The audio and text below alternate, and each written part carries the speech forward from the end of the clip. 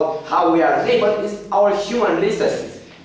People in European Union are not taught to go into military courses. People in European Union do not want to be part of military because they are used not to do so, because they are used to peaceful measures. So we believe that we are not living in China. We are not teaching our people in order to go and be a part of military power. We are teaching them not to do so. So therefore there is a reluctance in order to do that. We want to have people willing to do that. We cannot create a military power without an army, without people willing to do so. So therefore we are NATO. Now moving on to the second point, meaning NATO. First of all, they told us that we cannot control NATO and NATO do not work in our advantage.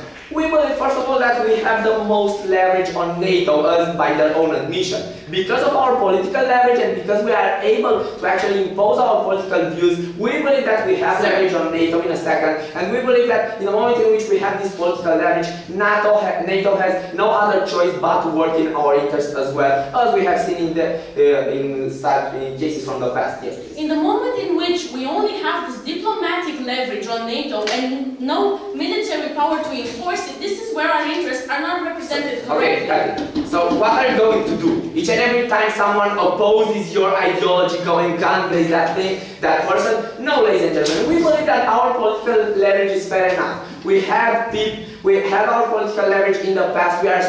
We can see how the European Union is still a power, is still able to impose its views on the world, and it is not threatened by any kind of things, exactly because we had that leverage on the past, and we are able to impose ourselves and our views on a political level and on a diplomatic level. Now, moving on, the second point is the fact that we are not designed as a European Union to form a military power. Because NATO, as we have said, it is the only thing that we have. First of all, because we have 28 different states, 28 different ideas, 28 different ways to see things. Moreover, we believe that as the Euroscepticism is still growing, we had examples France and Poland that are still against more and more Euro. What you are proposing is the ultimate way of more European Union, and those people will oppose that. We do not want more tensions between European countries. We want them to work together. And if your measure is there in order to create more tensions, and as we can see that will happen, we believe that we should not apply it. Now, let's move on to the third point, meaning that a power. First of all, he told us that we cannot become a power in the world. First of all, we are a power in the world. We are the second most politically influential power in the world after USA. We have the most leverage on the NATO, on military actions, on decisions that are taken along with others. We believe that this is when we became a power, and this is what we should stand for because we have our interests fulfilled by our political capabilities. Moreover, they told us that a way to become a power is only through military ways, and we believe that not. A way to become a power, as Vlad told you in our first argument, is by actually being more and more prone to solve the conflicts in a peaceful way, in a diplomatic way, in a way that won't create more and more damage to our society, as we can see the trend of demilitarization in USA, in Russia, in China, and in the whole world. What will happen if the USA passes this? If the EU passes this regulation, will be only creating, will have a drawback on our society and create only more and more war because we do not want to progress and evolve and solve the conflicts in a diplomatic way. And third point is about fear, and we want to have our fear to impose our fear to the society. And this leads me to my own extension, which is about the Joker effect. Ladies and gentlemen, when the Joker came to Gotham, he didn't came here only because he wanted to. He came there to challenge the most powerful person, the Batman. And this is what happens in the moment in which you have fear and you impose fear in the society. You are to be challenged by more and more people. And this will happen to the EU as well. We believe that in the moment in which EU will create a perceived fact that it is the most important, most powerful entity on the world, on the military level, more and more powerful entities will come to challenge it, will come to attack it, even if they have no reason. And we do not want this to happen in our society. We believe to have a clear, stable society in which, if we can avoid risk, do so. And we have examples to prove us exactly how it worked in America. America wanted to be the most powerful entity in the world. America created a perceived effect of expansionism and went in Middle East. What happens right now, most of the countries in Middle East hate America almost for no reasons, only because they have this impression of America being a political power that wants to expand. And we do not want this to happen. We do not want to create these kinds of conflict in the European Union as well. So ladies and gentlemen, because we have no threat, because we cannot create a military union in the European Union, and because we will have a major drawback, please oppose the motion.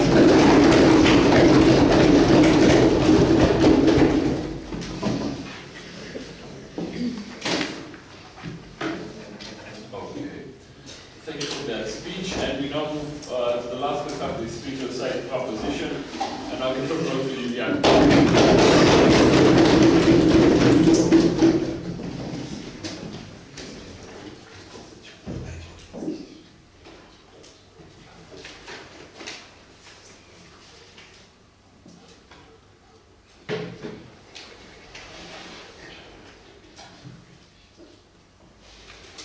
In today's world, where we see that team opposition says that the European Union has the second leverage in the world as an economic power, we ask ourselves, who watches the watchman? Who should watch over America, over the policeman of the world? And we see that today, Europe should be the one, the European Union should be that one competitor that watches over America and watches over what it did. And also, at the same time, watches over itself and over its security and over its economy. And today I'm going to have 4 points in my speech. The first one, the legitimacy of the military actions taken by the EU. The second, the international adjustment of power. The third, implementation in economy. And the fourth, irrational provocations, in which I'm going to rebuttal the Joker effect. So, going back to my first point, the legitimacy of the military actions taken by the EU. They have said that a new common army would act like the NATO acts. No, thank you. But we see that the new army wouldn't act like how USA acts through NATO, or how NATO acts, because this common army will act by passing a vote of the member states, by reaching a consensus and avoiding radicalism, because there will be a consensus between all opinions. All member states have a word to say in this, and we see that when all states are implied in this measure, when all of them have an implication, they inherently have a chance of profiting over what that common army does, not how in NATO happens, not how when the USA uses NATO for itself and the European Union has nothing to profit from this. So, third, no thank you. We see that, as the previous speakers have stated, we see that USA actually consumes NATO's funds and NATO's manpower, and this is also the manpower and the funds of the European Union, but we get nothing. We didn't get part of that oil. We didn't get our name known throughout the world. We got nothing from those interventions that happened throughout the world and were led by USA. And they asked us 2 questions that I'm going to respond right now. Firstly, what is a threat in the European Union and why do we need this common army? Well, we say that we are put at a disadvantage in front of America. And we see that also America doesn't act in the most legitimate way. And this, no thank you, and this illegitimate way also affects Europe because it uses our funds, as I have stated, and it also affects, in part, our image. No thank you. And the second question they asked us, it was actually a statement that military action is not always the solution, because they think that we will go bombing all other states that don't share our opinion. But there we say that they forget the deterrent effect. Because America doesn't always do this, doesn't go over all of the other countries and bombs them and whatever. So, passing to the second point. Before that. No thank you. International power, the international adjustment of power. So, as I have said throughout my speech, there is a big problem with America, because it is the policeman of the world, and it doesn't actually abide by those laws. It doesn't actually act rationally. And we don't see this as legitimate. We could let America do what it wants, but not with our funds, not with our manpower. And we see that when USA liberated countries in the Arab Spring, we got nothing out of their resources. We got no gain, no thank you. So, we actually need someone today to put a foot in the door. And we think that this entity, this actor, is the European Union, because America also needs a competitor. It needs someone to show it that not to act irrationally. And for competition, I don't mean someone that should bomb more people and do something like that, but someone to have a deterrent effect on them, someone to show them that not everything solves through brute power. And on the point of demilitarization, we see that demilitarization is not a trend we should follow today. Because when we have irrational actors, like they say today, when you have those irrational actors, you always have to be prepared.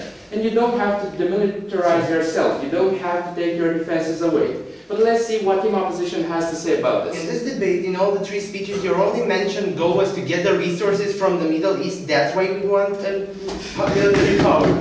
No, I didn't say that's our only benefit. But I have stated, we have stated throughout our speeches that we need someone, no thank you, to have a deterrent effect on America and on the other countries and give a safer image to the European Union. Someone that should make America act rational. And going to the third point, no thank you, the implementation in economy. So, they have said that the European Union doesn't produce prime material. Well, how can we say that we cannot make a common army? Don't we have trade? Don't we have something to give back? Would the European Union and all those countries in it exist today if they didn't have prime materials, exports and imports? That's a false point. If you don't have those prime materials in our country and those things to build what we need, that doesn't mean that we can trade for it. So Europe wouldn't have existed if it weren't for trading. So we don't see that as a problem. Also, if we didn't have the prime material and those forces and that manpower in the first place, we wouldn't be in NATO. So we see that it is not a problem today. So they also brought today on the table the talk about AES checklists, whatever. And we see that this trend will probably disappear. Because when the popular opinion, the population is convinced that Europe is a safer place to stay and to live in, and has an economy that can protect itself and actually has a thing to say about what America does, probably people are going to go with this trend and abandon AES skepticism and just support Europe because no thank you, it sees that it is an autonomous union, it is a union that can take care of itself, it is a military power and someone that has something big to say in the world. And the last point, irrational provocations, where I'm going to talk about the Joker effect. We don't think that anybody will attack the European Union just so, because there are repercussions. You need manpower. You need a reason to attack someone. You cannot attack them just so. You need to prepare yourself, and nobody would attack such a big union. Did anybody ever attack NATO? We never saw that throughout history. And secondly, we see that America was attacked because of its bad decision making. No one attacked America, no one from the Middle East attacked America before it went there under their reasons. Nothing happened until then.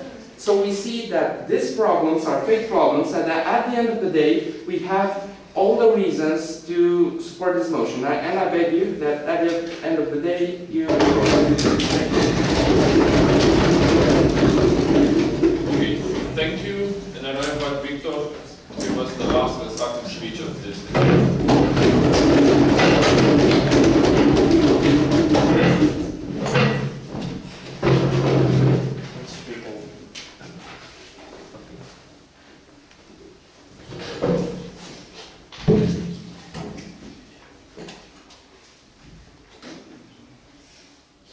Good morning, ladies and gentlemen.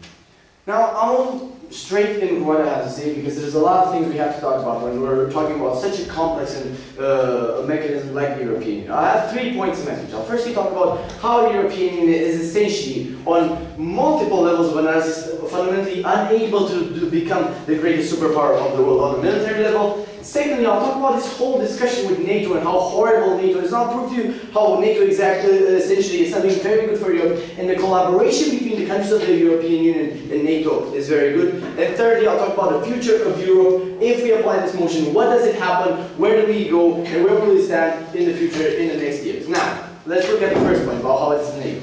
Now, if we look at the European Union right now, the economy of the European Union, we see an economy that is struggling to get out of recession, with the growth barely above zero, of predicted 0.7 growth in the next year, and prospects are not very good whatsoever. We believe that this is no stage of the economy in which you should think, no, thinking for enhancing military power. No, we think this is a stage of the economy in which we should think to actually get the 26.6 unemployment in Spain solved. We think this is a stage in the economy in which you should solve the social crisis increase, and so on and so forth. This is no time for thinking of dreams, no thinking such as as becoming a military power. Now, even more. Now, these are the poor states, and the states that have problems, the big economies, and so on and so forth. But let's look at the other states, the states that paid for the bailout, the states that are in debt, the states that have struggled to keep Europe alive throughout these places. They are essentially states that they are welfare states. They are states with capped budgets. States that are dragged up until the limits of their budgets, trying to offer as much happiness to their population as possible. And now what do they do with all these budgets that they have, with all the money that they have, money they borrow,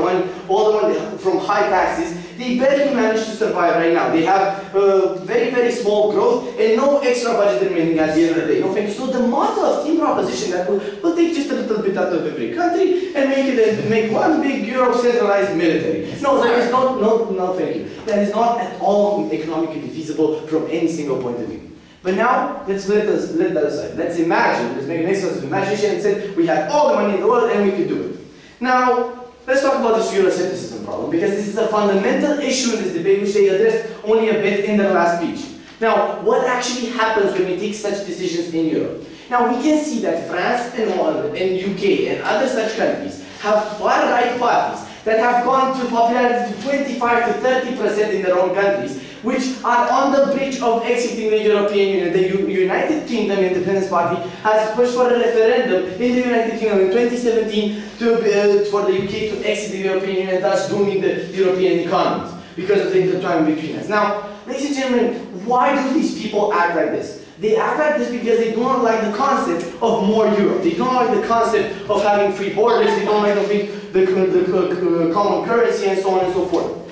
But the more Europe measure you can take is force every single state to pay from its already capped budget for some military that is not even needed, and the people of the Europe don't even perceive it as needed. And this is another level of analysis of why the European Union is unable to do this. Because of exactly the mentality of the people inside the European Union. And the second speaker talks to you about how exactly the people of Europe think about war. They don't feel threatened. You won't hear a European on the streets thinking, oh, I have survived another day without a terrorist attack. Ladies and gentlemen, in Europe, people are disagree with the concept of war. Because after a millennia of war, after living so many pains, and from the most aged continent that has been bashed by war since its beginning, we see that people in Europe had enough. After 2 world wars starting, people in Europe, that's why they don't want military budgets to get bigger. That's why they are against armies. That's why we go on the streets and fight against military decisions, because they are sick of it. And what's the actual impact of it? Because not only do the people don't like the concept of armies, but this will further enhance this current of Euroscepticism, because there will be no social bind for this decision of making this European Commission, military commission union. And when there is no social bind for such a concept, then it further enhances the disappearance of the European Union, maybe because of this trend of Euroscepticism. Now, second. Up until now, I've proven to you how, from all points of view, this measure is absolutely economically infeasible, human infeasible, and whatever reason we like. Now, let's look a little bit at this point of NATO. Now, on this side of the house, we believe that in general, such alliances are good for the general political scene, because they get more powers up together in an alliance, and thus further preventing any military conflict, big-scale military conflict. Now, it is in the nature of the world of today not to have such conflicts, but we see that a concept like NATO is way better to have one union of one power than two big powers near one another on the map. We see that the cooperation between the European Union and the United States of America is essentially each of them provides something. The European Union is the more peaceful one that comes into countries, tries to the political discourse, tries to convince the national agents to quit their measures, tries to actually act as the diplomat. While the US is the strong hand, the one that goes in and actually manages to do what the EU didn't manage to do. Well, this combo is very beneficial in certain situations. And we can look like just at the example of the Syria and the chemical weapons. Now the point is that if we had an EU with an army, with the military capabilities that would have gone guns blazing in Syria, or willing to try to stop the United States of America doing anything, or any other country through political discourse, we see that the situation would be much worse than it is right now. In general, we believe that intervention in Syria would have been worse. And it's just an example to prove how the combo of EU and US works perfect. Now, Human Proposition brought this point about how the EU should become a deterrent for the US and who watches the watchmen. First question, who will watch the EU after it becomes the greatest superpower in the world? Who's going to be the watchman then? And second question, we believe that the status quo is functional right now because the United States of America has a tendency to do things. We have other countries that are military powers that have different interests in the United States of America, such as Russia, such as China, and countries with political leverage, such as you, in order to deter the United States of America from doing this. Now, third point, about the future of Europe. Now, ladies and gentlemen, we talked about this concept of this so-called Joker effect. Now, the point is that any single great military power, which is nearing an area of turbulence, such as the Middle East, as we told you in the example with the US, will be the people of those areas will get an intrinsic hatred for that country. And we see that in the Middle East, whether you had a problem with the United States of America or not, whether you suffered from it or not, you hate it. Because the collective mentality is we hate the United States of America. Why do we hate the United States of America? We hate it because it's the greatest superpower in the world, and because it has some interventions in here, and because it is imperialistic, and so on and so forth. We believe that the European Union will lose its political leverage when it becomes the greatest superpower in the world, because as the United in these areas, as the United States did. Because the United States, when it stopped being perceived as a legitimate political entity by the Middle East, it had absolutely no other option than to go in guns blazing for it when it was seeking to protect its interests. We believe today that the European Union, that European Union that received the Nobel Peace Prize, that European Union that is actually stands for peace and cooperation, in that European Union we believe, and we stand by the fact that this motion should not be approved. Thank you.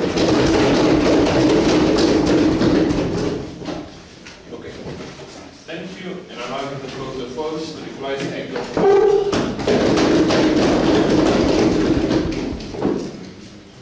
Let us take a glance at the EU right now. We have 28 different countries with different needs, with different wants. But some things look alike.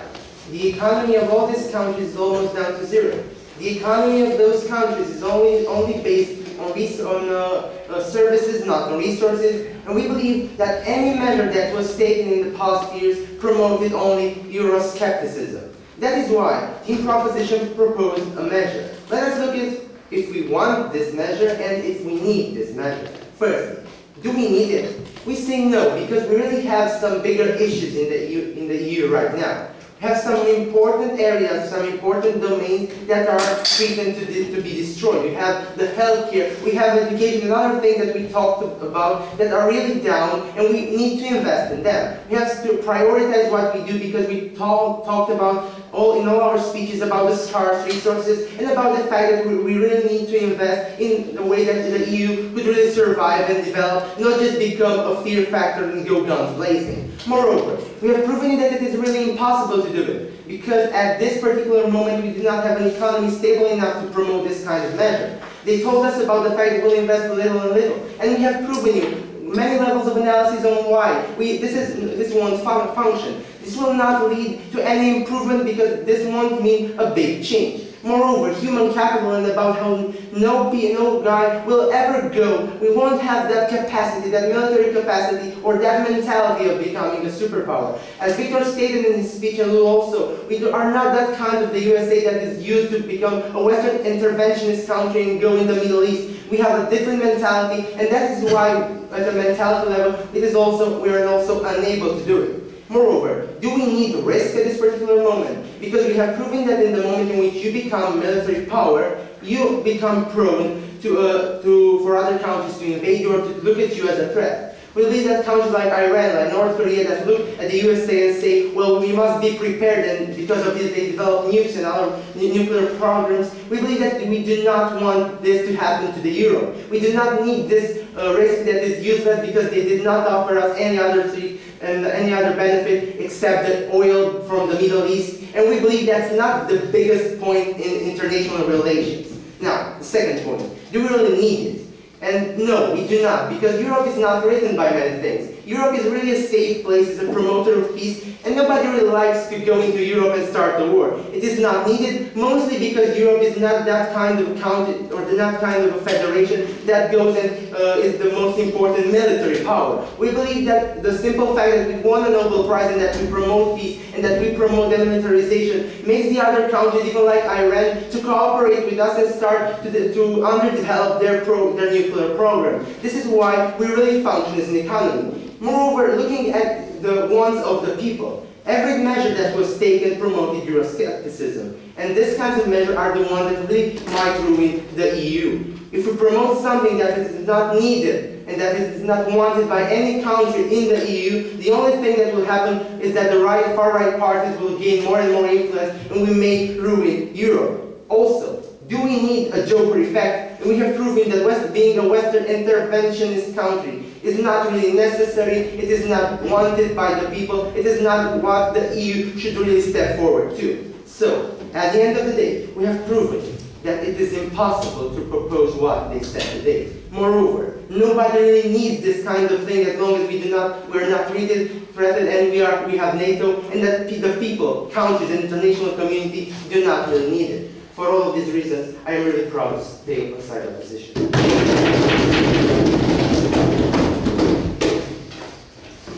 Thank you, and to conclude this debate, I invite Mihail back.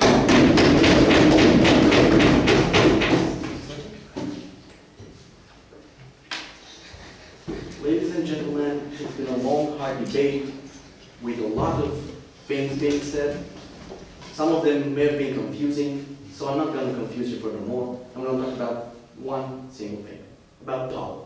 Power under its numerous forms, and what does this power mean for the European Union today, and what does this power has to be, and what form this power has to be in European Union's hands today. So, I'm going to talk firstly about the paradox of power, about the fact that the European Union at this moment is believed to have power, is believed to have the diplomatic power. But as we've showed you today, this power doesn't exactly mean anything important on the global scale today, because this power doesn't offer us the advantages that we could have at this moment. And we believe that the power we should have is the military power. And the only way to achieve this is to have a military alliance on the European level. And we believe that this military alliance would be the only point in which we could enforce the huge power that we have today on the diplomatic level. And we believe that the fact that we hold so many votes in the Security Council and all that is not something that makes us relevant anymore in the world at this time. And we believe that the only thing that would make us relevant is this military power that I've been talking about. Now, secondly, talking about what this power would bring us. Well, firstly, it will bring us a deterrent effect. It would make us be feared by the people who will want to attack us, or the people who would think that they could just go on and have a diplomatic treaty with us, and will say that, okay, they are diplomats, so we do not care very much. But when we will have that power, we will see that there will be much more diplomatic treaties being signed, because it's statistically proven the fact that you have much more diplomatic treaties being signed, and favorable diplomatic treaties being signed, when you have a military power. Now talking about what balance this would bring on a global